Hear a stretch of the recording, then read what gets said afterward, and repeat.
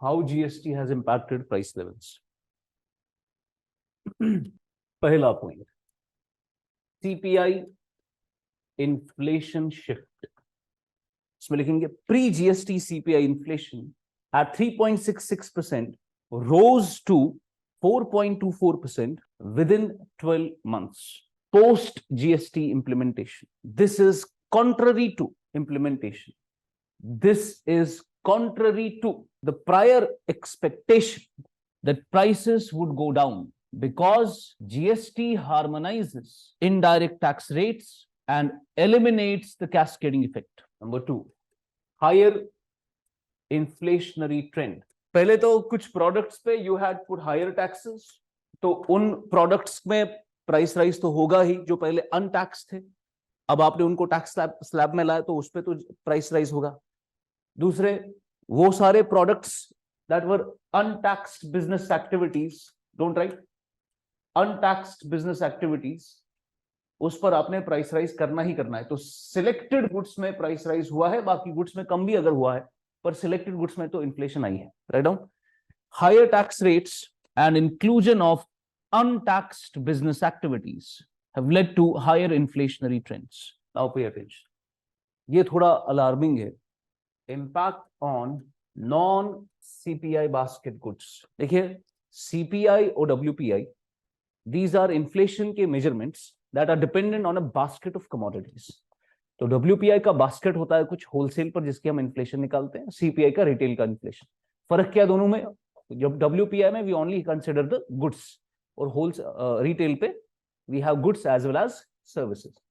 Now WPI और CPI के baskets are different, therefore inflation is different. Food is highlighted more in which measurement? CPI। Fuel ज्यादा highlighted कहां पे होता है? WPI में। ठीक है, दोनों में से कौन से इन्फ्लेशन के मेजरमेंट पे ज्यादा ग्लोबल इंपैक्ट पड़ता है? So if there is higher global inflation, India में पहले क्या बढ़ेगा, WPI या CPI? WPI। ठीक है, WPI is more dependent on the global inflation measurements. Point अब ये है कि CPI के आपके पास एक बास्केट है, तो वी हैव CPI रूरल, उसका एक बास्केट, CPI अर्बन उसका एक बास्केट, CPI कंबाइंड उसका एक बास्केट। CPI कंबाइंड का जो बास्केट है, ये गवर्नमेंट ने अपने 2017 के रिपोर्ट में बताया, जिस साल GST इंप्लीमेंट हुआ था। उन्होंने कहा कि GST जो कमोडिटीज पे लगाया गया है और जो कमोडिटीज CPI के बास्केट में है, जिन प्रोडक्ट्स पे GST लगता है, उनमें से सिर्फ 50% ही CPI के बास्केट में है। दैट मींस अगर CPI के बास्केट में 500 कमोडिटीज और यहाँ से ऐसे इतने सारे गुड्स एंड सर्विसेज है जिसपे GST लगाया गया है, तो GST जिन पे भी लगाया गया है उसके सिर्फ 50% प्रोडक्ट्स CPI में हाईलाइट किए जाते हैं। That means more than 50% are not even highlighted in CPI, they are not part of CPI basket. तो अगर GST लगाया हमने बहुत सारे प्रोडक्ट्स पे, उससे CPI का इन्फ्लेशन तो बड़ा ही बड़ा है, पर वो कमोडिटीज जो CPI में नहीं है उन पर भी इन्फ्लेशन आई है, पर वो CPI से दिखती नहीं, बिकॉज CPI का basket does not highlight all the commodities जिस पर GST लगाया गया है। पॉइंट समझ आ गया आपको? GST के लगाने की वजह से CPI के बास्केट में इन्फ्लेशन आया है, but those commodities that are not part of CPI basket, उनमें भी inflation आया है, which is not highlighted through the CPI basket.